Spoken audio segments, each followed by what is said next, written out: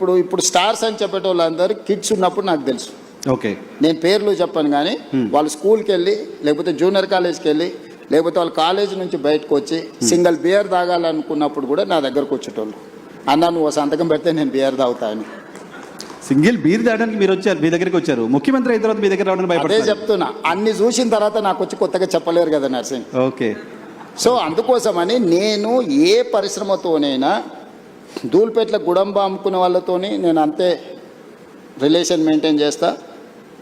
Top of the top star వచ్చినా కూడా నేను అట్లనే ఉంటా. Wipro, Microsoft or any other company CEO వచ్చినా నేను అంతనే ఉంటా. అమెరికన్ అంబాసిడర్ వచ్చినా కూడా నేను అదే విధంగా ఉంటాను. నువ్వు నా బిహేవియర్ చూడు, నువ్వు యావరేజ్ లీడర్తోనున్నా ప్రధానమంత్రితోనున్నా నేను వంగి వంగి నమస్కారాలు పెట్టుడు, అతి వినయాలు చేసుడు, లేకపోతే టూ మచ్ ఏదో ఇంప్రెస్ చేసేసి ఏదో నటించేద్దామని నా బ్లడ్లోనే లేదు.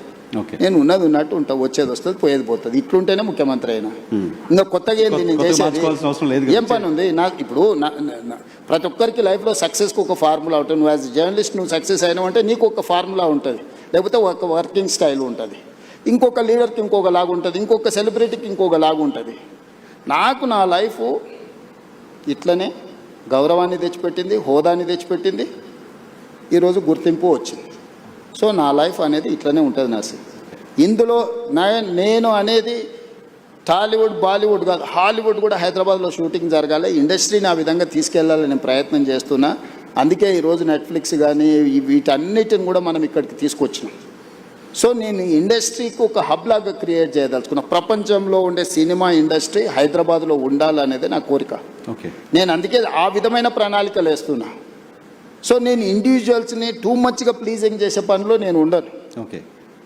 నేను నా పని 18 గంటలు నేను పని చేయాలి. నా పనిలో ఈరోజు ఎవరు అవసరం, ఎవరిని కలవాలి, ఎవరి వల్ల రాష్ట్రానికి ప్రయోజనం ఉంటే నేను వాళ్ళ కోసం టైం స్పెండ్ చేస్తా.